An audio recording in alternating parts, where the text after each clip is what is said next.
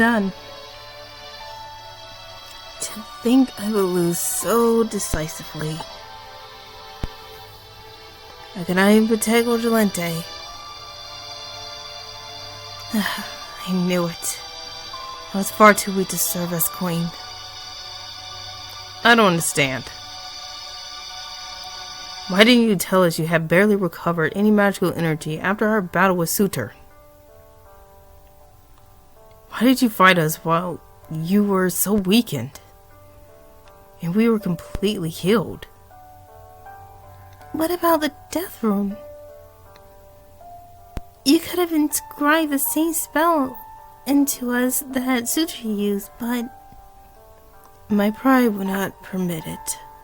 I am obliged to protect this land and all that lives that dwell within. Or lies a dove then. I must heal the wounds Sutra inflicted upon this land. I must repair the village he destroyed and treat those whom he injured. I never had much magical energy to spare. For my battle with you.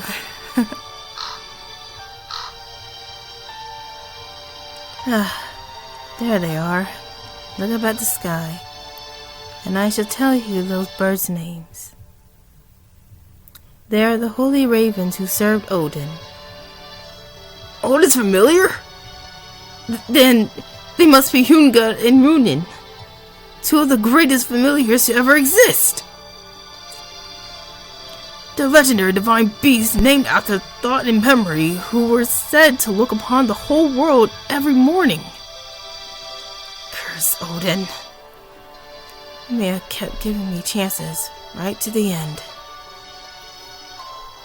But it seems he had Hungan and Moonin guide all of you as well. Very like him. Ouch. He never was willing to guide me.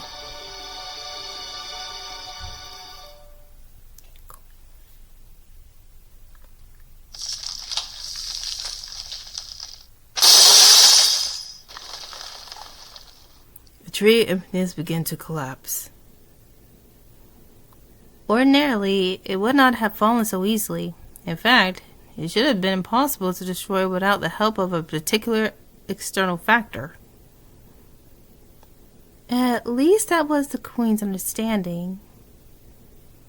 And yet, here it was, falling apart, vanishing into the very air. Perhaps it had grown brittle by virtue of Sutra's having assimilated it. Whatever the reason may be, the tree of emptiness was disappearing. Soon this lost spell would cease to be, even if no one would be present to see it happen. Most of the Queen's spell hiding the tree were still in effect. No human would see its destruction. But they would hear a tremendous sound split the air. They would feel a sudden tremor shake in all of Scandinavia. The cacophony of a towering colossus crumbling to the ground, the shaking at the loss of the very foundation of the world. Only those who survived Sutra's destruction were privy to these awful phenomena. The animals who lived in the rifts between fire and ice, the giants who still remained,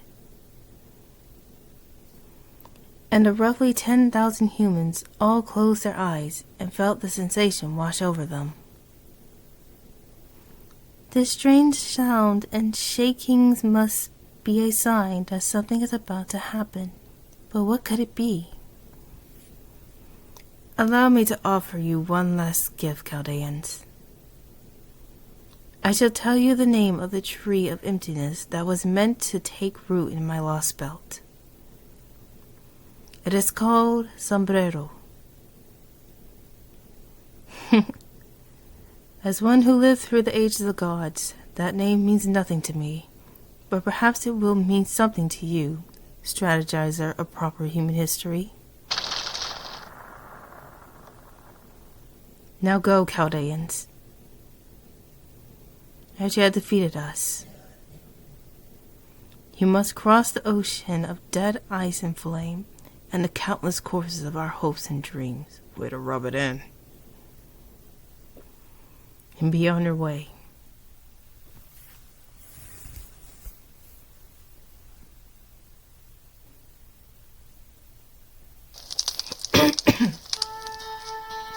Okay, so I'm not too sure what's going on, but I think we'll all do just what we're told. You see, this morning, an envoy gave us a message from the goddess. She said we should all go back to our homes and go to sleep, even though it's not nighttime. And once we do, we'll never wake up again. She said not to be afraid. It's just what we have to do to fix all the damage that huge giant caused. And if the goddess said so, it must be true. Still, when I think about Lady Mash and Miss Aaliyah and Mr. Napoleon and the beautiful homeboy and Mr. Chubb and Fu and how, well, once I fall asleep, I'll never get to see them again, right? Thinking about that makes me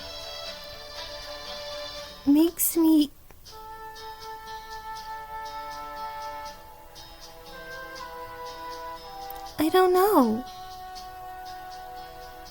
It's so strange. I don't know what to call it. It's like there's something squeezing my heart, and it makes me want to cry. Isn't that weird? I'm not even earning anywhere.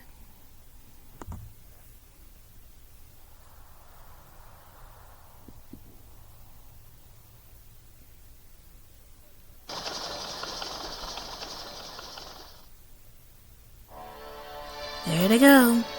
Goodbye, Shadow Border. Safe travels.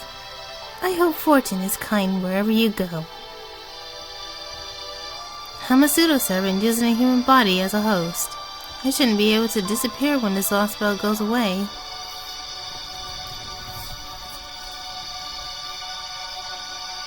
I guess this is stepmother's doing.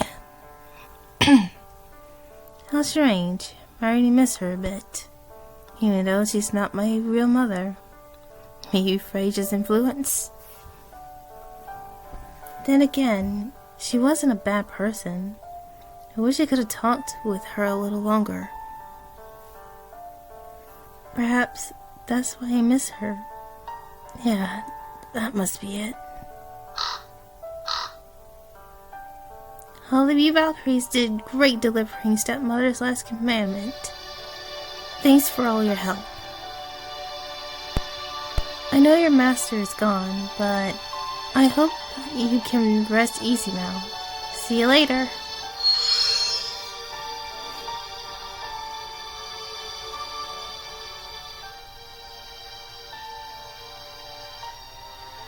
A newly ordained day, a newly ordained time. After the envoy had delivered the goddess news commandment, quiet spread throughout the settlement. Nobody was to go outside. Everyone was to stay in their homes in beds. They were told not to even open their windows. Make your bedroom as dark as possible. Close your eyes and go to sleep. It was the strangest commandment anyone ever heard. But most people went along with it, since it was the word of the goddess. In fact, here in Village 23, there was only one person not sleeping peacefully inside her home. She wondered what might happen to her for not obeying the commandment. Would she be cast outside the village, squashed by giants? She certainly didn't want that. Still, she couldn't help it. She wasn't able to fall asleep, and she couldn't shake the strange and growing sense of foreboding from her thoughts. So she decided to go outside. Her heart started to pound with trepidation. What if she get to see her new friends again? With high hopes, the girl opened her door and stepped outside. Huh? There was no one there. Her new friends, who had survived the wild outside the village and even battled envoys, were not present. There was no one, anywhere. She was crestfallen. As she thought back to her new friends, she remembered their animal companion. That cute fluffy creature that used to hop around everywhere it went. Was it a dog? A horse? It wasn't much, but thinking about it helped cheer her up. So she decided to try copying it, to hop around the way it used to. And... hop! She jumped lightly towards the sky. That same moment, a gust of wind blew through the village, warm and gentle as a spring breeze. It may have been the wind of the same wind blowing across the world-bleached landscape, or it may have been a wind that used to travel throughout proper human history. And then, the girl was gone. She vanished as though carried off by that wind, before her feet could even touch the ground again. In the blink of an eye, she was somewhere far, far away, along with the rest of that Scandinavia. All that remained in the wind was her smile.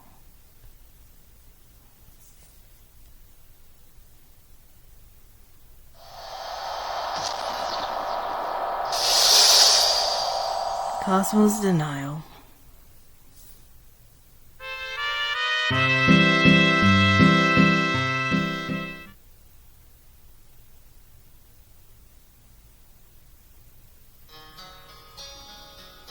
Sometimes in 2017, a new DNA version took place in 2017, so our story can begin. Hey!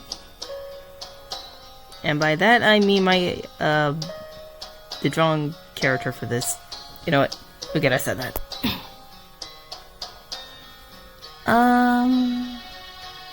I just want to introduce myself again.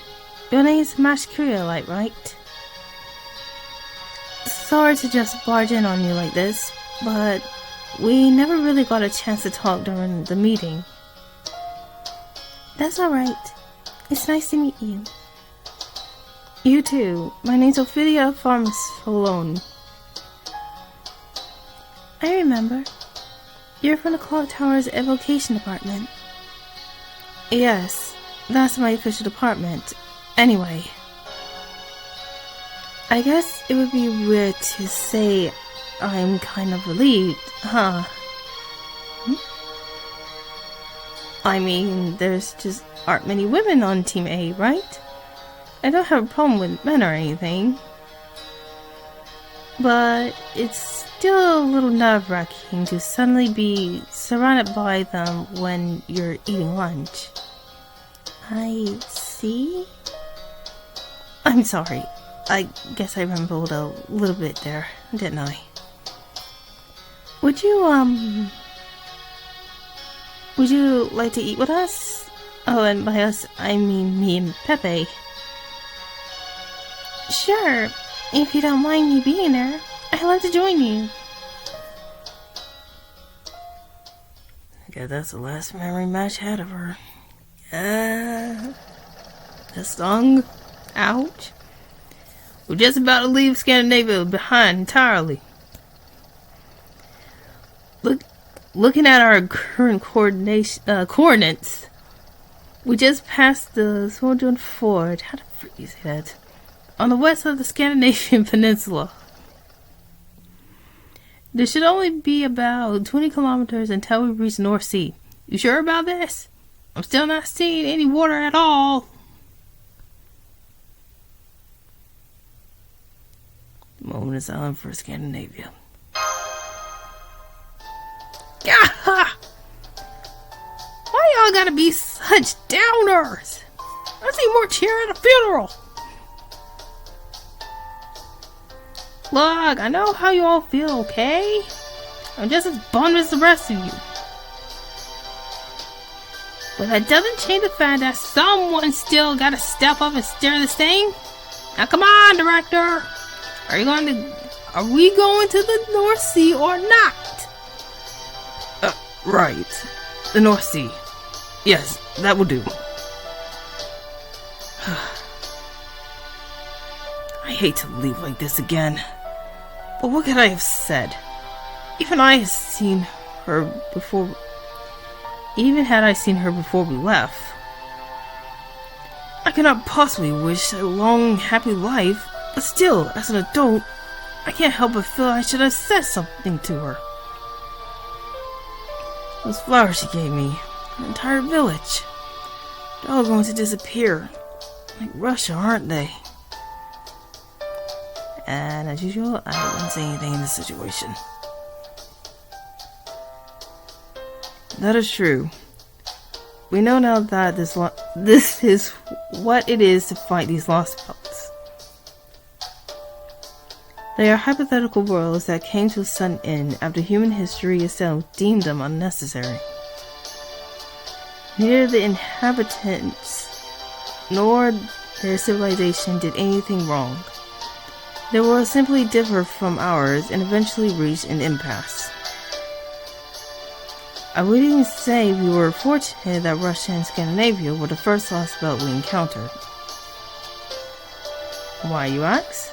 Because the people who dwelled there were friendly, of course. That only has been a tremendous boon to our efforts, but we cannot expect that good fortune to continue. It is quite possible that in the next lost belt we encounter, we will find ourselves up against every living thing that inhabits it. We must be wary of such a worst-case scenario. It isn't the future that has me depressed. Have you no heart, man? Even I understand what it is we need to do. And that no amount of wringing our hands will change that. I know this is simply a competition for survival.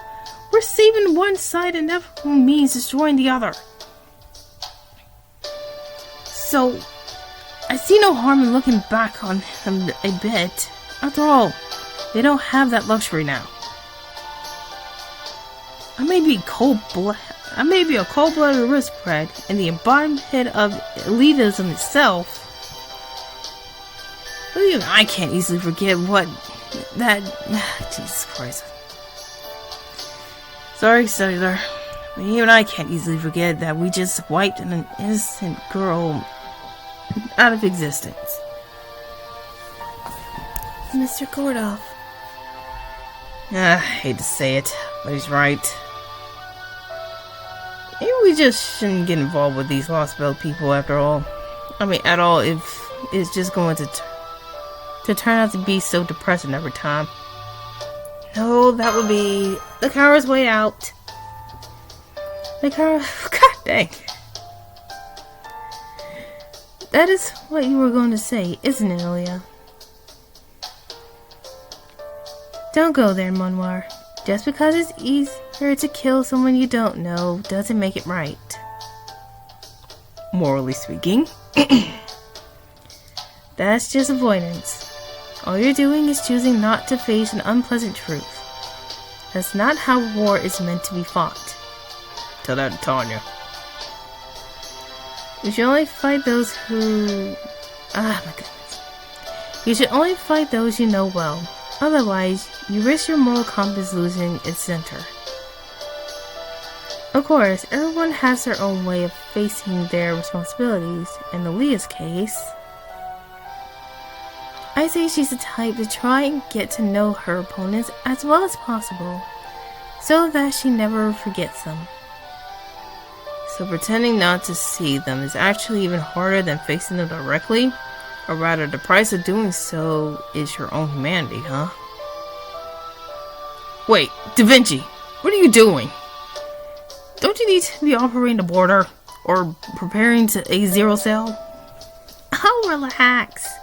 Now that the tree entity has been destroyed, the storm wall around this lost spell is gone. We won't need to go zero sailing anytime soon. Anyway, last we checked, the Wandering Sea should be somewhere in the North Sea, far from the coast. So let's just enjoy this road trip until... Red alert. What's with the alarm, Onmar? Why are you asking me?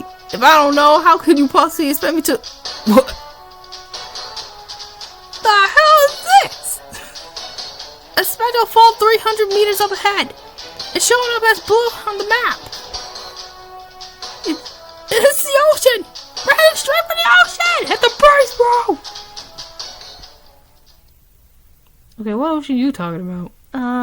Mr. Monmar, I'm not really seeing what the big fuss is about. Believe me, I wish I was kidding. Oh crap, I can't hit the brakes on time. I want brakes for impact. Get ready to drop. Wait, what?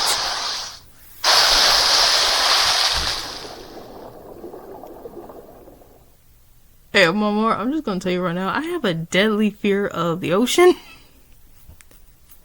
Especially what's below it.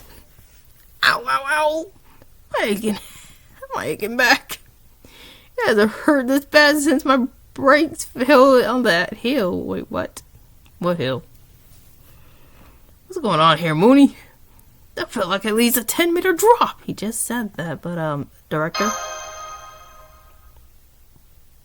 Not now, girl. Hurry up and sit down before another impact throws us for. You might want to look out the damn window.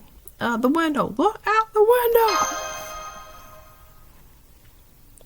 Out the window? What are you talking about?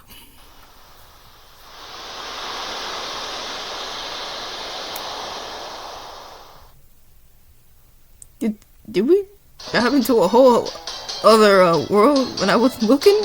It was nothing but clear skies as far as the eyes can see just a moment ago. Technical advisor, Da Vinci! Just to be sure, the border can navigate a real sea just as well as it can the void sea, right? Yeah, so about that. You did design for every conceivable scenario, didn't you? A stormy sea should be nothing compared to void space, right? Yeah, so about that. While we're on the subject, I have some of an announcement to make. I can't swim! Me neither. Welcome to the club. Okay, look, Gordy. Traveling through void space and traveling through real water are completely different tasks that requires completely different functionality. The border might be able to get through the Strait of Dover, but it was not designed to weather this. Now I've got an announcement of my own. I estimate the border has about an hour until it sinks. Oh, for frick's sake! So back the hell up and get us So back the hell up and get us back on land! Now, Monroe! Come on, hurry! Once we reach the coast, we can waterproof the border better and wait until the storm dies down. Yeah, just one problem. There's no land to go back to. We're smack in the middle of the North Sea. Then does that mean we'll go to the fish food? Mash? Da Vinci, can we still initiate a zero sail here? Surely that must be preferable to sink into our deaths. Yeah, we can't. The formula won't be stable enough on water. We'd have to rewrite the software from scratch. Oh, what now? Ah, dang it! We must be leaking somewhere. Hello, Tomlin. Tomlin. Are you in the kitchen right now? the storage room quickly. I think we got a leak in there. Tell the rest of the staff too. Well, shit. Guys, there's no easy way to say this, so I'm just gonna say it.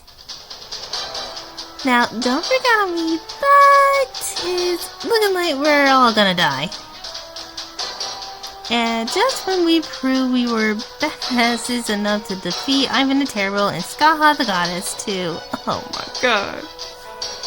Mash? Oh crap, dang it ain't the Mash. Don't freak out on us. On second thought, the Magic! You know, I feel like a spoiled breakfast. Wait, what? I think I'll go fry up some seriously thick cut bacon right now. Oh crap, he's got delusional.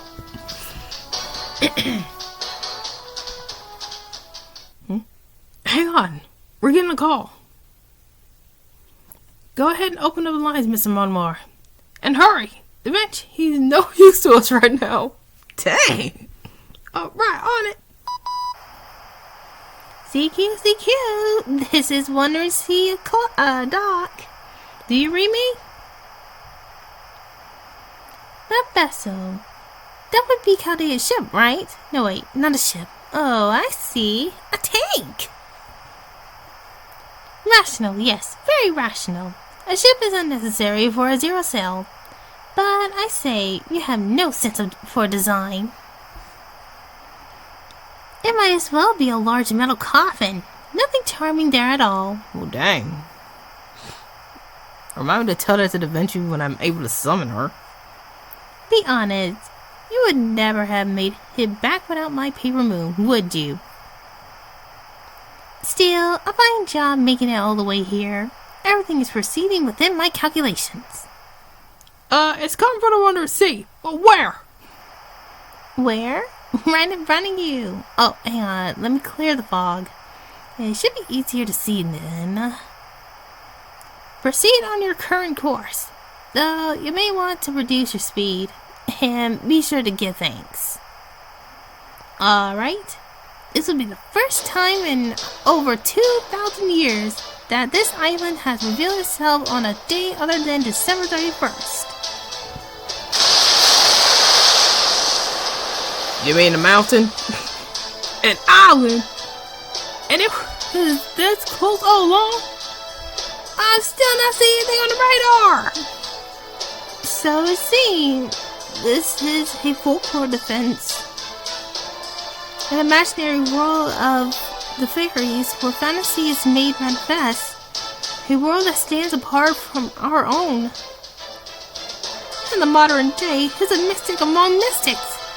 Said to only be possessed by boy Kickshaw? Oh, is that the voice of a professor type on the same level as me, I hear? Well, this is a welcome development. We will get along just fine. Welcome to the Primordial Magecraft Workshop, the bold nerds of the Wandering Sea. My name's Sion Etelin Salkars. I think I said that right. I am a spirit-bound hacker who escaped the Wandering Sea when I predicted that the world was about to end. I have been waiting for you. Being an Atlas Institute last remaining member, the Wandering Sea hired us and trusted me with the project of writing this Bleach World problem.